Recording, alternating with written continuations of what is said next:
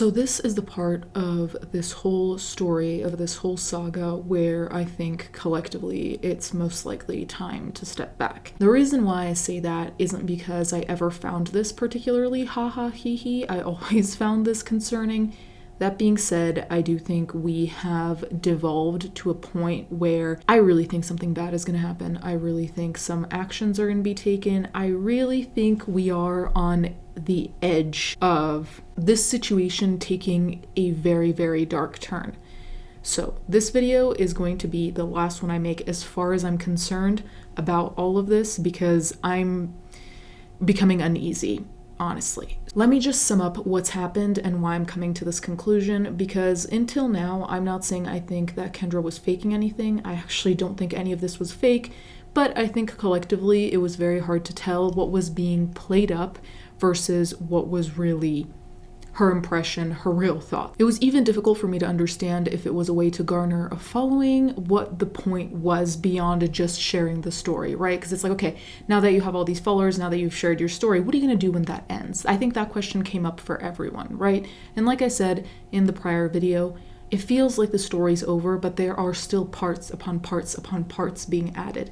In my prior video, which I'll link down below, I mentioned that the involvement of ChatGPT was very concerning to me because ChatGPT is not giving you real feedback. In fact, we're going to talk about ChatGPT today as well, because it's part of the reason why I think this is going in a direction that is far more concerning than where we began, because I think the situation as a whole was concerning, alarming, whatever adjective you want to use, but it has gotten worse and worse. Let's get the ChatGPT thing out of the way, because I think it's the most cut and dry thing out of all of this. So basically, the entire relationship with ChatGPT was a way to reinforce what she already thought, right? As far as we're concerned, as far as she said, Kendra said that ChatGPT was basically egging her on or saying she was right about everything, and she even went into how ChatGPT can hallucinate, and so she basically knows when to ignore it or not believe it.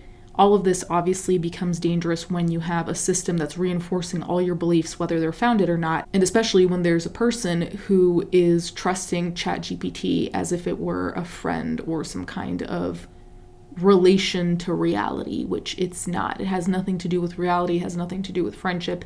It's really a machine, and that's it. So anyway, in regards to all of that, here's this TikTok that I saw that I thought was interesting. The CEO of ChatGPT just came out and confirmed that Kendra is not alone.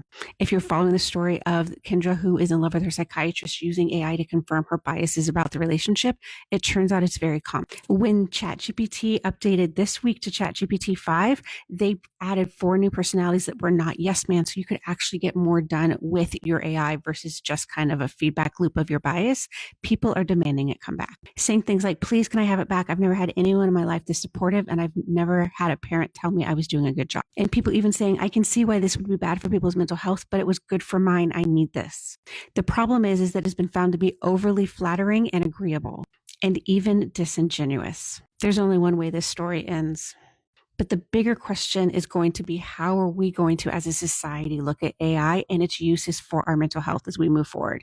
Technology is amazing until it's not. So as I've said prior, I'm not really a ChatGPT user. I think I've used AI a handful of times, and it wasn't to write anything. It was to generate different types of images. But that being said, I really don't know how to put it other than I don't really think anyone should be telling any of their personal problems to ChatGPT. End of. If you look at the comments on this video, there aren't that many comments, but a lot of them were from people saying that ChatGPT basically seconded anything they said, and this, granted, was prior to the change, but aside from that, it was also just kind of giving non-responses like, I'm glad you're reflecting on this. And that's the thing. Again, this is a machine, this is not a friend.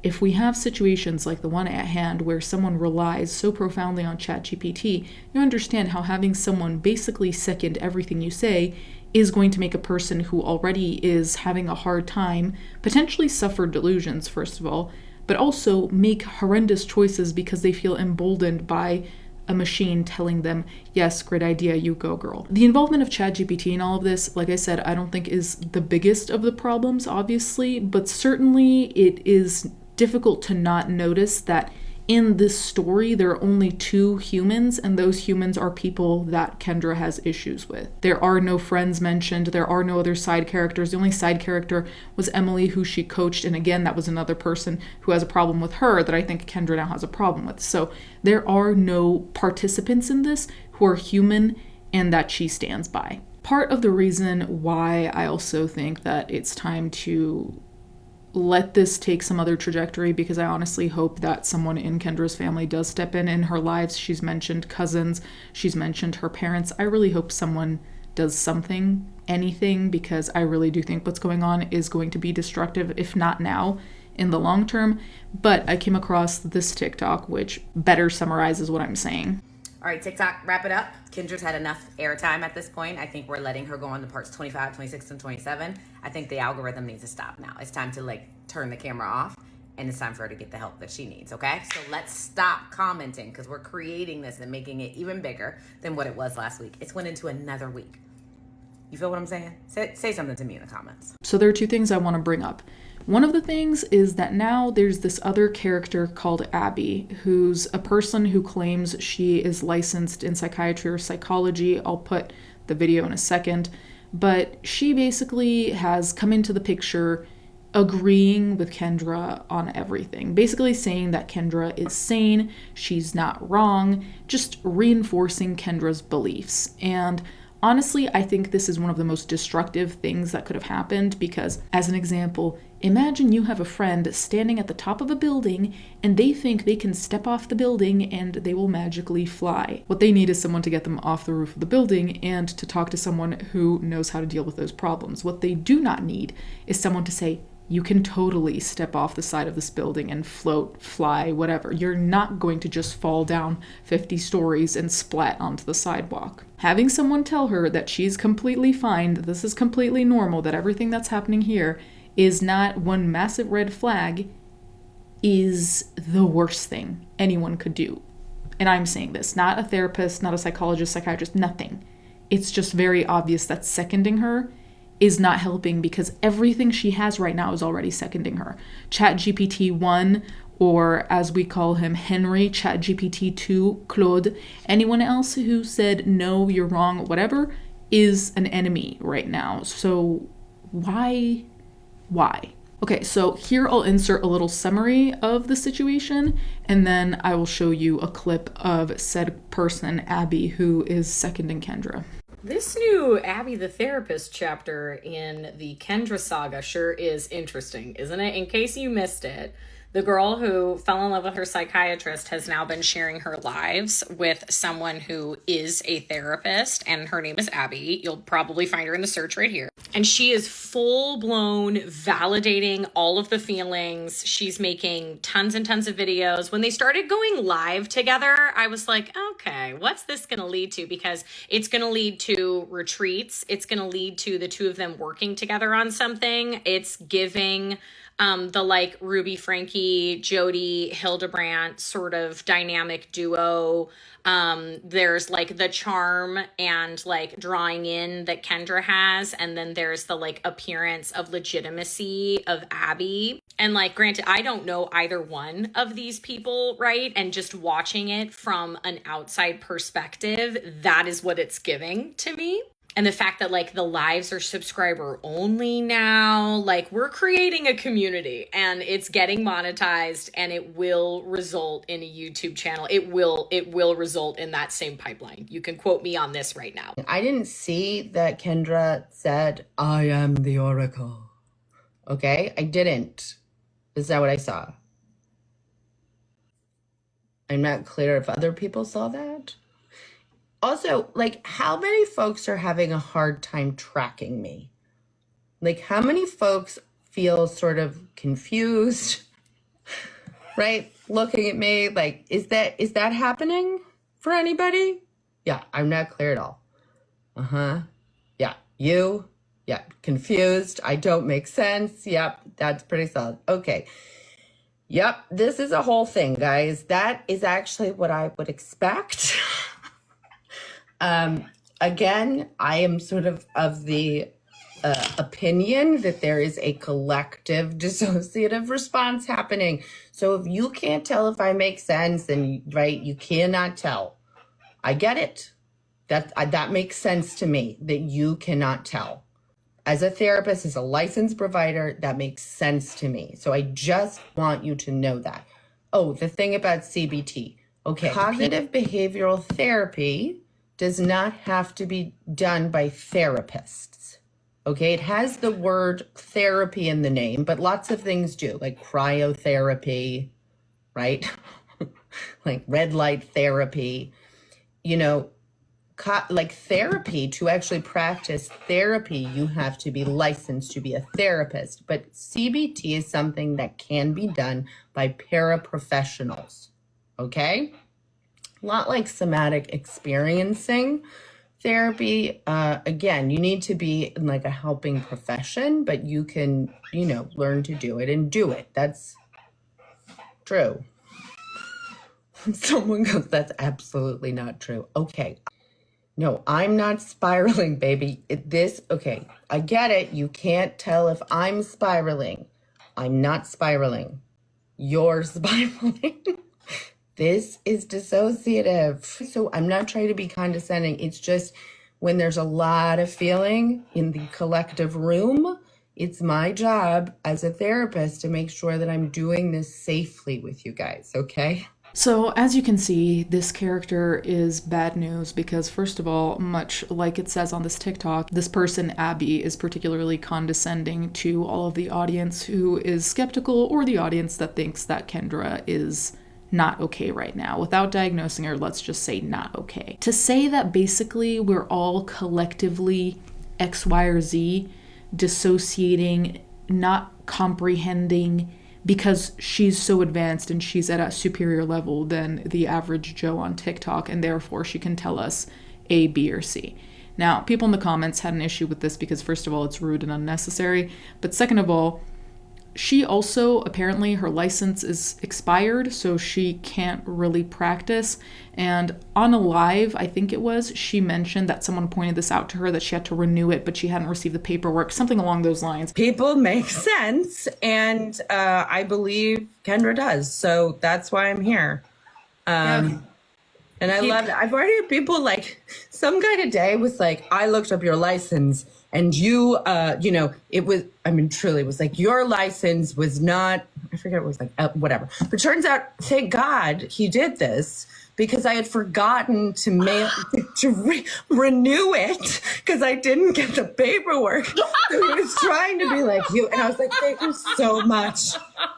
I don't know where I put that, but like, here it is. Thank you. So yes, I am licensed. You're welcome to report me and do all these things. You're allowed to do that. That's hilarious. Like there would be an investigation. We'd have to prove your allegations. Like you're not going to ruin my career if I didn't do anything wrong, which me talking to Kendra in this space and being like, hi, I'm going to orient to her humanity and believe she is a person and treat her like a human being. If you want to report that, that's cool. Regardless, it is interesting that a character who pops in claiming to be in some position of power in the psych world, whether that's, being a psychologist or other, actually turns out to not be licensed at the moment or wasn't at the time. That's what's going on online. I'm not about to do that type of research. It feels invasive and strange, so I'm going to leave that there. I do not trust anyone who is jumping in on Kendra's live streams, though. If you're a psychologist and you want to help her, I think you'd DM them. I think you'd maybe call them and talk privately. You wouldn't do something in a public sphere, okay? Even with the best of intentions, even if you weren't licensed, even if you just wanted to be a friendly helper. It doesn't add up to me. So here is actually where you see her on live with Kendra. Now, this is the thing, and other TikTokers have made this point, and I hadn't thought of it prior. So the thing is, when she's on live with Kendra, as you'll see in the clip that I'm going to include, when she's there, she has all the eyes that are on Kendra on her. So a lot of people are making the claim that this is just to get monetized, to get followers, to get something out of it other than helping Kendra, which I think is a relatively sound assumption, considering that they didn't know each other as far as we know, so you're popping up out of nowhere to just be a good Samaritan.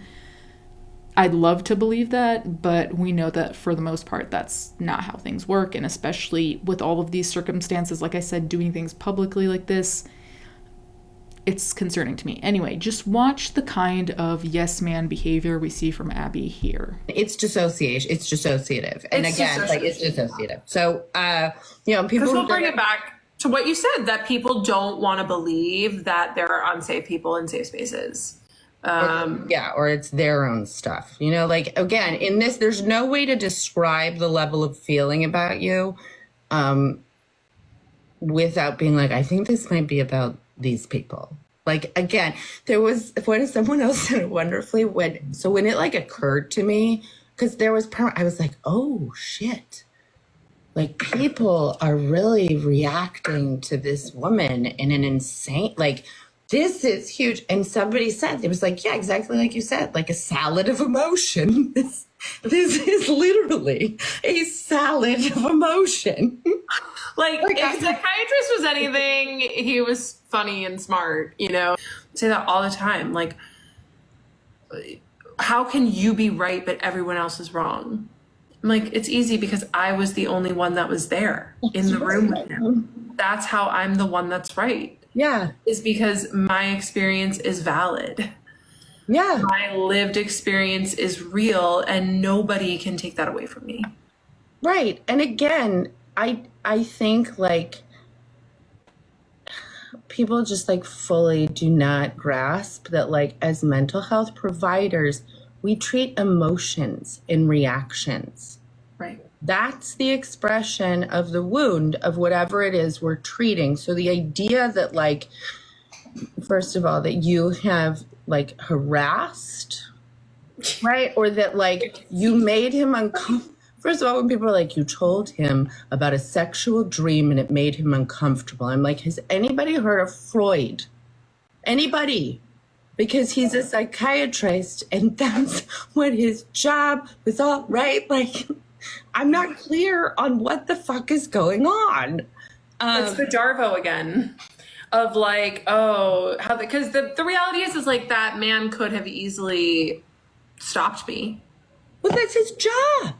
Exactly. To contain it. I think that's like what he could have contained it. That's right. the job. That's the again, it's not like that's literally his job. We treat people's reactions, we treat their emotions, we try to give them a corrective emotional experience.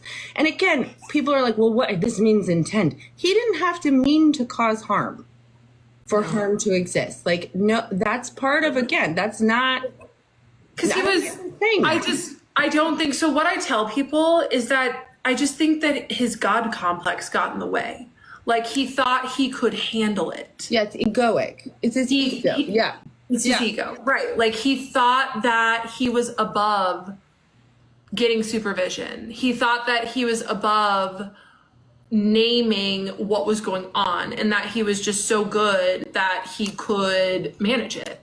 So from this video, you'll have noticed that Abby is basically telling Kendra not only what she wants to hear, but she's kind of just mirroring and saying back the same things that Kendra has either said here or prior. So she's using different words to say the same thing, which only reinforces Kendra's already held beliefs. It's alarming because this is the last thing I'd assume Kendra needs, and I think most therapists, psychiatrists, psychologists, whatever, would agree with the fact that the last thing we need is to reinforce someone's beliefs that are not accurate, delusions, assumptions, whatever you want to call them, right? Because at the end of the day, I don't know what's going on, and my guess is that Abby knows as much as we do, if not less, because I also saw a video of her saying, oh, I didn't know that Kendra referred to herself as the Oracle. And granted, you might have missed a video, but it's also like, you're really going to come on here and second this person and tell them they're correct and they're not insane and all these other things, but you don't really know the entire story. It seems irresponsible to me. Also, this is not me claiming that Kendra is insane. I'm just saying it's really not great to give someone an opinion on a situation that you don't seem to be filled in on, let alone in a public setting. For what? Best case scenario, what's going to happen here that's really going to help? I have no idea. Two last things I'm going to say about Kendra, which also left me wanting basically to not further discuss this because I really do think we're at a point where nothing good can come of this, and especially if she's being quote-unquote supported by the wrong people, I think we're looking at a ticking time bomb, which I kind of felt from the beginning, but things have very quickly devolved. There's this video where someone made an AI wedding video of her, and I'm assuming the psychiatrist, and her reaction to that really did give me goosebumps because it does not seem healthy, or overall it just does not seem conducive to anything positive. So here it is.